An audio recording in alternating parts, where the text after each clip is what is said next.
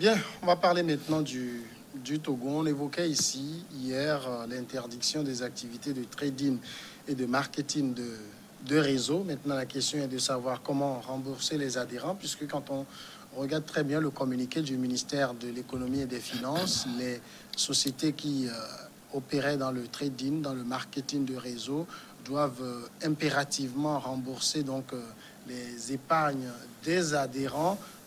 Sur l'interdiction elle-même, on va en parler peut-être brièvement avant d'aller vers le mode de remboursement. Jérôme Sossou, vous pensez que le ministre, finalement, la réaction du ministère de l'économie et des finances est à saluer? L'État togolais vient toujours en sapeur-pompier.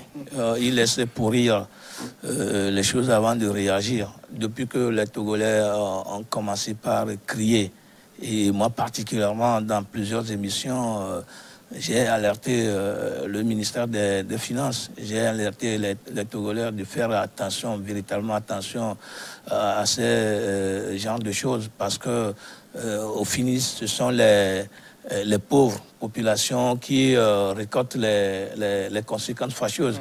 Et donc aujourd'hui, le ministère était resté sourd jusqu'à ce que la dernière fois, il revenait sur enfin, il prenait cette décision. Je ne crois pas que c'est une mauvaise décision, mais sauf que comment cela va se faire? Je me rappelle, c'est comme ça qu'on a interdit Redema et d'autres, comment peut-on, réseaux qui faisaient les mêmes choses. Et jusqu'à ce jour, il y a encore des gens qui ne sont pas remboursés. Des gens ne sont pas rentrés dans leurs fonds jusqu'à ce jour. Et le ministère des Finances, du moins l'État togolais, n'a pu rien faire quand même pour permettre à ceux-là de rentrer dans leurs fonds jusqu'à ce jour. Je rappelle comment les gens ont souffert, les gens continuent de souffrir jusqu'à ce que, bon, ils se sont tués par la suite. Et donc, bon, je me pose toujours la question, comme vous aussi, vous avez posé la question de savoir comment on va se faire, comment cela va se faire. Il y a ECSM, comment appelle-t-on, M. Sam, après Redema, il a encore créé un autre SMC, voilà. Il a encore créé un autre réseau de cette manière-là. Le réseau là aussi a été interdit. Des gens ont leurs sous dans ça là jusqu'à ce jour. Ils n'arrivent pas à rentrer dans leurs fonds. Le ministre, je sais pas pourquoi est-ce que l'État togolais arrive toujours en sapeur-pompier dans ce genre de choses. En réalité, lorsque ces gens arrivent dans le pays avec ces activités-là, nous avons un service de renseignement très solide qui devait savoir en réalité l'objectif principal, l'objectif fixé par ce genre de trucs, et puis décourager ces vendeurs d'illusions-là. Il faut les décourager. Bon, quand vous dites que l'État arrive en sapeur-pompier, j'ai envie de savoir, il y a quel incendie? Il n'y a aucun incendie. Jusque-là, il n'y a encore eu aucun problème. Que ce soit avec Redema, ne nous voilons pas la face. Redema n'a pas été fermé parce qu'il y a eu des problèmes. C'est le gouvernement qui dit qu'il se pourrait qu'il y ait des problèmes. Mais non, mais c'est parce que ces réseaux, ces réseaux de trading et de marketing là posaient déjà des problèmes. Hein. Non, oui, c'est quel problème justement? Il n'y a eu aucun problème. Il y a des problèmes, d'autant plus qu'il y a des jeunes qui disent qu'ils ont donné leur argent là-bas, qu'ils veulent reprendre l'argent, qu'ils n'arrivent pas à avoir accès à leurs fonds. Non, je sais que tout dernièrement, il y a eu une seule société qui avait dit qu'il y a quelques difficultés. Mais il faudrait pas que tous les... Quelques jours après, on a commencé par honorer les engagements. Maintenant, on fait un mélange, un melting pot, comme si il y avait un incendie. Moi, je ne crois pas que c'est un mélange. De toute façon, je le disais que le Togo a un service de renseignement très solide. Peut-être qu'on aurait déjà vu ce qui se cache derrière ces réseaux.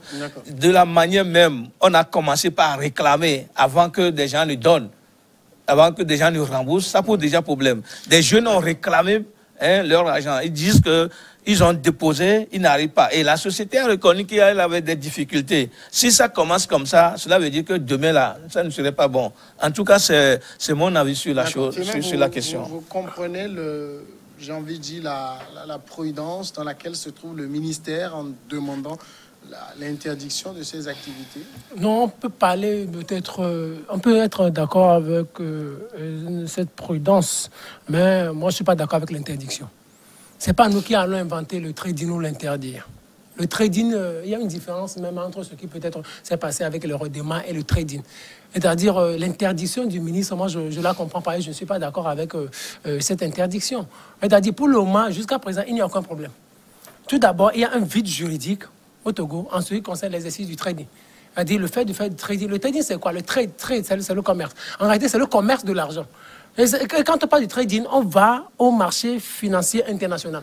Donc c'est un marché tellement vaste que personne, le monde entier même ne peut pas occuper. C'est un marché, c'est le commerce de l'argent. Aujourd'hui même, on parle des bitcoins, on parle de TBC, de billion coins. Il y a des monnaies numériques que les gens même utilisent déjà dans des pays. Vous imaginez? Il y a des gens, même dans des pays africains, dans des pays occidentaux, le bitcoin, ces monnaies numériques-là même existent déjà. C'est-à-dire, vous avez de l'argent sur votre porte-monnaie. Comme on fait ici, dans le T-Money, tout ça. Il y a des... vous imaginez, il y a même des pays où on parle même de blockchain. C'est-à-dire, vous avez de l'argent sur votre portable, vous allez dans un supermarché, et peut-être vous transférez, vous dites, vous voulez acheter tel, et maintenant, c'est l'argent numérique, vous le transférez, et vous avez votre... Donc, le monde est en train d'évoluer. Le trading a toujours existé depuis des siècles. Au Togo, c'est maintenant, on est en train d'aller à sa découverte. Et des jeunes sont allés apprendre comment trader et ils sont venus installer leur structure. Ce n'est pas une mauvaise chose en soi. Et au départ, les gens ont commencé par prendre des sous. C'est-à-dire, vous investissez, vous mettez peut-être 10 francs. Et à la fin du mois, on dit, vous avez encore 10 francs sur 3 mois, 4 mois. Et la plupart... C'est ce que les gens trouvent un peu surréaliste aussi. Oui. Je pense que le terme du communiqué, même emploie le mot surréaliste, oui. Promet 300% de retour sur investissement. Les gens trouvent quasiment c'est de l'illusion. Oui, non, mais moi je ne pense pas que ce soit de l'illusion. Parce que ça existe. Sur le marché international, il y a beaucoup de choses qui se passent. Le commerce de l'argent existe. Le commerce, quand les gens parlent de gain facile, moi je ne suis pas d'accord. Gain facile, c'est passer par tous les moyens pour avoir de l'argent. Des moyens illégaux. Mais le fait du trading, commettre de l'argent, du trading, ce n'est pas quelque chose d'illégal. Donc on ne peut pas l'interdire au Togo. Écoutez, même si le ministre l'interdit, en parlant de structure illégale, tout ça, des gens, vous pouvez, Samuel, peut-être vous le savez. D'ailleurs, moi je cherche même à avoir une formation personnelle en trading. Trading. Je peux le faire dans ma chambre. Oui, vous imaginez, moi je peux le faire. Moi, vous imaginez, exactement, moi je cherche à le faire. Parce que moi j'ai des amis qui commencent par se former en trading. Vous êtes dans votre chambre, vous avez la connexion et vous tradez. À la fin du mois, vous avez de l'argent qui vient. Par exemple, peut-être 15%, 30%, 50%, 100%, ça vient. Donc, le gouvernement ne peut pas l'interdire. Même le gouvernement peut-être interdit l'exercice du trading sur le plan formel. On aura pour les bâtiments qui font du trading. Mais dans les chambres, les gens vont continuer par le faire. Donc, ça veut dire que le gouvernement n'a pas encore réglé le problème. Ce que le gouvernement devrait dire peut-être, c'est que d'appeler les responsables à trouver un terrain d'entente avec les clients. Peut-être il y a une société qui a eu des soucis au niveau du remboursement, comme vous l'avez dit tout à l'heure, mais la société a commencé par régler. Parce qu'en trading, on peut perdre, mais on peut aussi récupérer par après. Il y a par exemple, si vous ne permettez pas qu'on donne, le nom des sociétés ici, non, par exemple. Par exemple, il y a Kasespi aussi qui a commencé par rembourser. Il y a Kasespi qui a commencé par rembourser. Même il y a aussi Global qui a eu des difficultés, mais aussi qui a commencé par rembourser. Le problème, c'est une question de temps. Elles ne sont jamais perdantes. Hein? Non, les sociétés ne sont jamais perdantes parce qu'en réalité, en matière de trading, on peut gagner gros. Et même Global, j'ai entendu peut-être le responsable du Global dire en décembre ou en janvier qu'en réalité, face à cette difficulté, il avait gardé peut-être 2 milliards de francs CFA quelque part pour qu'en cas de difficulté ou en cas de saison, eux-mêmes ils l'appellent saison morte, en cas de saison morte, ils puissent régler les adhérents. Que c'est une situation qui va aller, au jour le jour, la situation va s'améliorer. Sinon, interdire le trading, moi je pense que le terme m'a choisi par le ministre. On ne peut pas interdire le trading. Nous, on va l'interdire, mais dans les chambres, les gens vont le faire au Bénin, au Nigeria. Regardez, même quand vous voyez le Rwandais, d'autres pays, c'est avec ça qu'on est arrivé à sortir une masse de la pauvreté et à construire une classe moyenne. Au Togo, on n'a pas de classe moyenne. Le fossé est trop grand entre le riche et le pauvre. Moi, je dis, laissez les gens faire du trading, mais juste rappelez les responsables, alors dites un peu de prudence. Au départ, ne promettez pas ou ne vivez pas dans une certaine illusion, même si vous avez cet argent-là. Il y a aussi peut-être ce côté qui est le côté d'appel public à l'épargne. ça, on sait que c'est vraiment réglementé dans le cadre de l'UEMOA. N'importe quelle structure ne peut pas se lever pour faire de l'appel public à épargne, c'est-à-dire demander aux gens de venir mettre de l'argent sur tel produit. C'est peut-être ça qu'il faut interdire, parce que hier, on le disait très clairement, et je pense qu'un des invités le disait, quand on parle de trading, on a l'impression que c'est une invention togolaise. Non.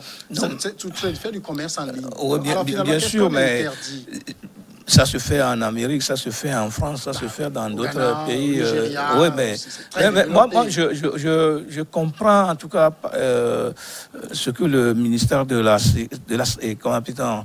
Finances est en train de faire. Parce que si Firmin dit que le fossé entre le riche et le pauvre est très grand, cela suppose qu'à chaque fois, à chaque occasion que le Togolais va trouver ces genres de trucs, il va se plonger dedans. Ils vont se plonger dedans. Ils vont se plonger dedans. Ça se voit tout le temps, comment les gens sont alignés devant les Lonato. Tout à fait. Et je voudrais même donner cet exemple.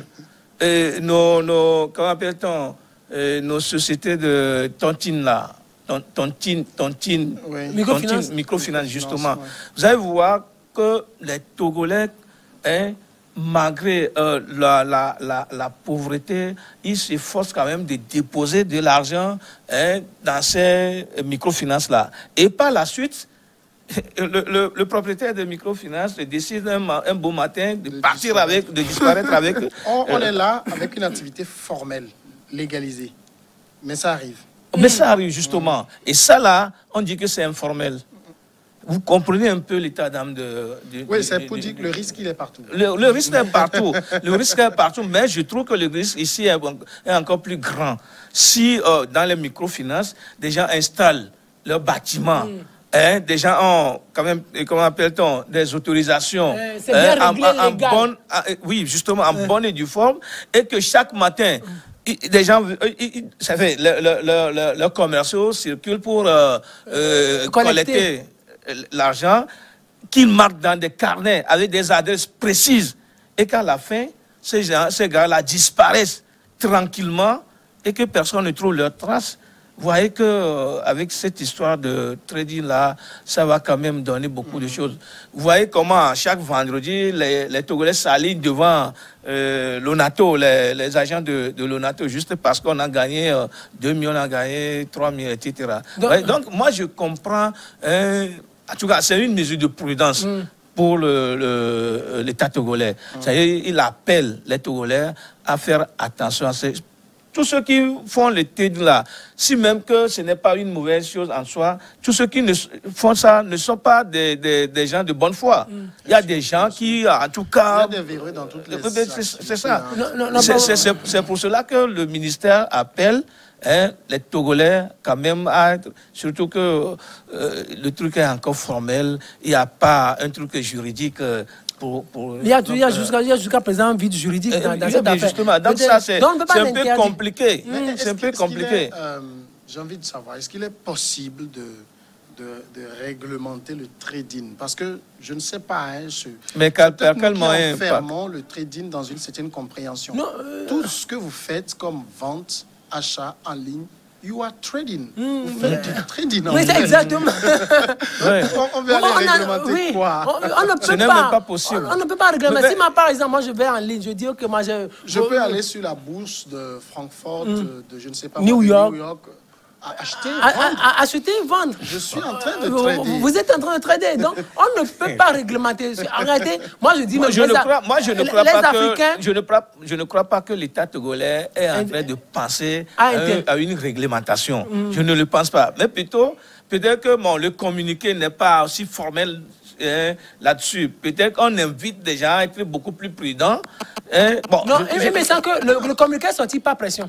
C'est comme la population en train de faire une pression de l'opinion. C'est ce que j'avais dit. Et puis, moi, je pense qu'on n'y a peut-être pas trop bien mûri. Sinon, on n'allait pas parler d'interdiction. On allait peut-être parler de prudence. Parce qu'on ne peut pas l'interdire. C'est-à-dire, le Togo ne peut pas vivre en autarcie par rapport à ça. Du moment où on utilise, qu'on est sur Internet dans ce pays, on ne peut pas empêcher. Et puis, quel est le problème?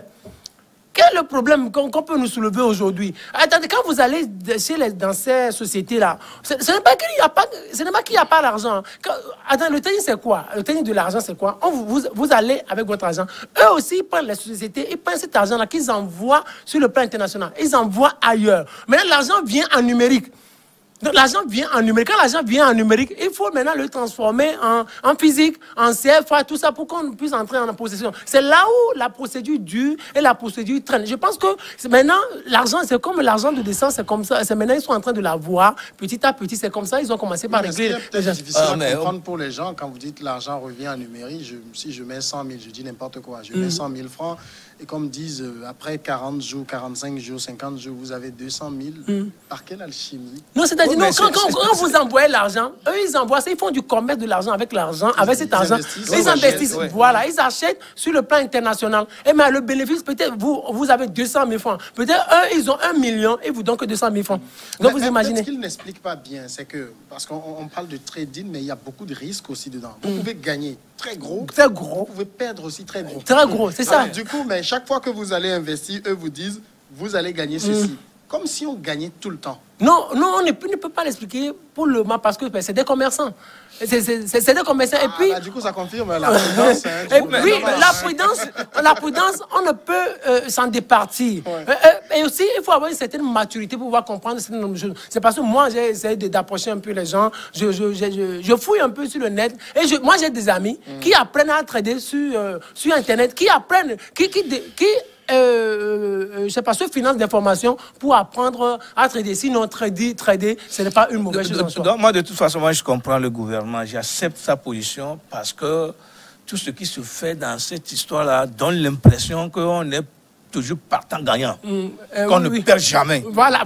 C'est ça. Et puis, quand on parle de marketing de réseau, c'est comme donne l'impression que à chaque fois que vous rentrez dedans, vous sortez toujours gagnant. Et le marketing de réseau, moi j'ai l'impression, je ne sais pas, que ça c'est véritablement de l'arnaque, parce qu'après on vous dit vous rentrez, il y en a qui disent vous achetez tel produit, après vous devez faire rentrer deux personnes. Après ces deux doivent faire rentrer deux personnes. Tout à fait. Vous commencez. C'est ça. C'est beaucoup plus compliqué. C'est ce qui fait que parfois ceux qui viennent vous vendre ça, ils vous harcèlent, ils vous disent que eux ils l'ont fait, leur vie a changé, vous devez le faire. Alors que c'est faux. Alors que c'est faux. Pour un produit, on me dit je dois acheter le produit à 400 000. Vous imaginez? Et je dois chercher deux personnes qui doivent l'acheter à 400 000. À Lomé. Il faut déjà voir comment je peux trouver ces deux. Et il dit que c'est très bon, lui, il le fait, sa vie a changé. Je dis d'accord. Maintenant, vous, prêtez-moi les 400 000 pour que j'achète. Il a disparu. Il a disparu. Mais c'est ça. C'est l'inquiétude du gouvernement, en fait. C'est pour ça que moi, je dis que je partage pleinement cette inquiétude avec le gouvernement togolais. Et je suis d'accord avec ce communiqué. Tout se fait comme si vous rentrez dedans, vous êtes toujours gagnant. Et que d'ici, nous sommes aujourd'hui au 31 mars, et que d'ici la fin avril, qu'on devient riche, qu'on devient totalement riche et qu'on perd tous les soucis. Tout ce qu'on avait comme souci, la pauvreté, là, ça disparaît. Alors qu'en réalité, des gens vont chercher, des gens vont même emprunter de l'argent pour venir faire ça. Vous prenez de l'argent pour venir, le gars disparaît. Avec le marketing, le gars disparaît avec l'argent et bien il te plonge encore davantage dans la pauvreté. D'accord, maintenant venons à la question de l'émission elle-même. Comment rembourser les adhérents? Puisque le communiqué du gouvernement le dit, vous arrêtez les activités, vous remboursez les adhérents. Ça, c'est la partie la plus difficile de la chose. Non, je pense que le gouvernement n'a pas bien communiqué. Le gouvernement n'a pas bien communiqué à travers son communiqué. Parce qu'on ne peut pas. Quand je dis, on interdit l'exercice que je fais, mais en même temps, on me dit, je rembourse. Je fais quoi? Je fais comment pour pouvoir rembourser? Il faut que j'arrive à trader encore pour avoir de l'argent et pouvoir rembourser. Mais ce qu'on avait fait avant, il n'y a pas ça. Il faut payer avec ce qu'on avait déjà fait. Là. Si ce n'est pas suffisant pour pouvoir rembourser, je fais comment? Donc, sur ce point-là, le communiqué n'est pas trop clair. C'est-à-dire, le communiqué dit une chose et son contraire. En réalité, le gouvernement devait revoir un peu sa copie. Parce qu'on ne peut pas fermer les sociétés. Si on ferme les sociétés, on va faire comment pour rembourser les gens? Si on interdit, alors que le remboursement fait partie de l'exercice. En réalité, dans ça, le communiqué a déjà apporté des graines, un certain nombre de graines de confusion. Alors, on ne peut pas. Mais je pense que sur ce point, les sociétés de trading savent elles-mêmes qu'elles ne peuvent pas fermer maintenant, qu'elles sont obligées. Et même, moi je le dis, par exemple, KCSP a promis rembourser, Global même a commencé par rembourser. Donc sur ce point, il n'y a pas de problème. Je pense que c'est le temps qui fait défaut, c'est le temps qui fait beaucoup plus parler. Des gens vont peut-être être beaucoup plus patients et vont entrer en possession de leur fonds. Et ici c'est vraiment différent. Je pense que j'ai jamais fait Redema, mais j'ai jamais eu des informations sur Redema. On était encore beaucoup plus jeunes. Mais avec les trading, comme c'est sur le net et tout ça, on peut facilement apprendre comment ça fonctionne. Je pense qu'il y a une grande différence entre ce qui s'est passé avec Redema et le trading. Le trading, c'est le combien de l'argent peut continuer par le faire. C'est le SCMC. C'est pratiquement là. Oui, mais ça n'a jamais commencé. Hein. Il avait lancé les idées et puis on a un peu étouffé dans le... Non, ça avait commencé. SMC Mais bien sûr, ça avait commencé. Moi, j'étais même allé 2 ou 3 fois à un reportage là. On a même inscrit les journalistes qu'on appelait souvent pour le reportage. J'ai la carte aujourd'hui. Je crois que j'ai 2 ou 3 cartes. Ça a déjà commencé, bon, sauf que ça n'a jamais pris véritablement corps comme cela se devait. Et donc moi je dis que avec cette histoire, vous avez posé la question de savoir comment des gens vont faire pour rembourser. Ils vont rembourser. Puisque vous avez dit que c'est un truc où on peut gagner gros, en même temps on peut perdre. Et donc c'est le moment de perdre gros. Il faut qu'ils remboursent les gens. Oui, bon, ça se comprend, mais vous avez par exemple des gens qui ont fait des placements, qui ont peut-être déjà reçu 2 fois. On les rembourse encore leur placement. Mais si on fait encore d'autres placements, il faut qu'on les rembourse. Oui, non, je pense que ce qu'il y a ici, là, c'est-à-dire qu'avec les difficultés qui ont commencé là, vous allez voir que ces gens-là, par la suite, vont disparaître. Ils peuvent disparaître. Comment ça s'appelle? Il avait déjà commencé par avoir des difficultés. De même que Global avait commencé par avoir des difficultés. Et s'ils ne tenaient pas devant ces difficultés-là, vous allez voir qu'ils vont disparaître. Et s'ils disparaissent, ce sont les pauvres populations du Togo là. Le gouvernement parle de poursuites judiciaires. Hein? Où on va les trouver? Depuis ceux qui disparaissent depuis là avec les sous des gens, on les poursuit où? Devant quel tribunal? On a déjà poursuivi qui? Et donc, c'est pour ça que je dis que je partage pleinement cette décision du gouvernement. C'est-à-dire qu'au finish, ce sont mes petits frères, mes grands frères, nos femmes là, qui tombent dedans et qui perdent totalement. Eux, ils ne perdent jamais. Ils ont placé, et Exprimer le disait tout à l'heure, que quelqu'un a déjà a gardé quelque part plus de 2 milliards. Mais s'ils disent que, bon, avec la difficulté, l'État a fait ce machin, il disparaît, les 2 milliards là vont profiter à qui? Ils vont profiter à lui. Et les autres là qui ont fait le placement. C'est pour ça que je soutiens le gouvernement dans cette histoire-là, qu'il aille jusqu'au bout, qu'il arrive à faire en sorte que ceux qui ont fait leur placement retrouvent leur sous. Non, je pense que... Il le faut, c'est fondamental. Je pense que, Samuel, pour créer, je ne sais pas, peut-être je ne maîtrise pas bien la situation, pour créer une banque, pour avoir une banque aujourd'hui, ou une institution de microfinance, il faut placer une somme au niveau de la BCA ou non, pour qu'en cas de difficulté, vous puissiez rembourser vos clients. Je pense que c'est comme ça, pour pouvoir réglementer le secteur. Et puis, souscrire, je sais par exemple qu'au niveau des microfinances, quand vous demandez un prêt, vous devez souscrire à une assurance. Et en cas de difficulté, bon, l'assurance va rembourser. Et moi, j'ai cru lire, par exemple, dans plusieurs de ces sociétés-là, il y avait une qui exigeait maintenant l'assurance. C'est-à-dire, il y a un processus quand même de formalisation. Formalisation. Mais mais le trading, c'est tellement vaste qu'on n'arrive pas à maîtriser.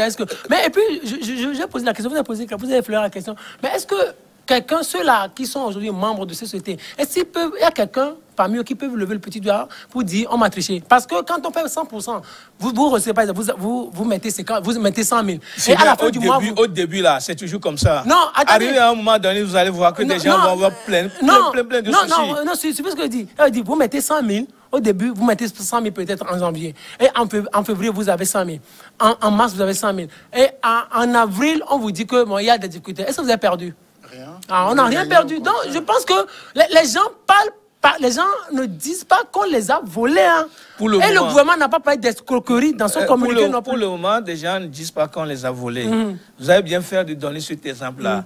Les 2-3 premiers mois, on va vous donner l'impression que ça, c'est chaos là. C'est un truc qui fait plus d'1 an déjà. Hein, quand on parle de 2 ou 3 premiers mois. Non, mais je donne. Mais il y a des gens qui ont déjà eu. C'est un exemple. Il y a des gens qui ont 100%, 50%. Ça veut dire ils n'ont rien perdu, donc ils ont gagné gros. Et maintenant, comme c'était beaucoup, les sommes mirobolantes, grosses, ils en ont tout dépensé. Et puis maintenant, au moment où ils se retrouvent en difficulté, ils pleurent. Samuel, je voudrais donner un exemple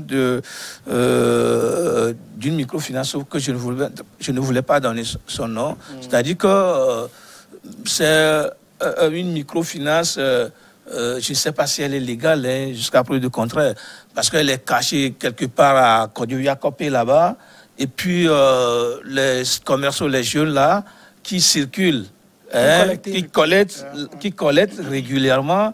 Et puis même, ils ont même donné l'impression, à la rentrée scolaire passée, ils ont dit que ceux qui sont leurs clients, qu'on va que des gens donnent le nombre d'enfants qu'ils ont, qui vont payer les écolages pour ces enfants-là. Et puis, ils vont, comment appelle-t-on, déduire ça petit à petit de ce qu'ils faisaient.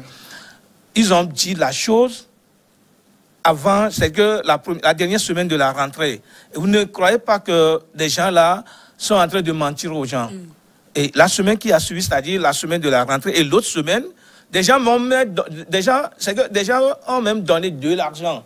Hein, des gens même ont donné de l'argent pour prêter. C'est-à-dire que tu donnes, par exemple, 600 000 francs, on va te prêter de l'argent jusqu'à 2 millions, etc. Et bien, je connais des gens qui ont déposé 600 000 francs pour qu'on puisse leur donner 2 millions pour leur projet. La semaine qui a suivi, la première semaine de la rentrée, la microfinance là, a disparu. Jusqu'à ce jour, elle a disparu complètement et les 600 000 francs de mon ami là sont partis. Et tous ceux qui cotisaient là-bas, puisque ils viennent d'ailleurs chez moi aussi au bureau. Et puis dans la zone, il y a quelqu'un qui a très confiance à cette microfinance-là, cotisait beaucoup. Et jusqu'à ce jour-là, ces gars-là cherchaient, ils n'ont pas encore trouvé la trace de ce.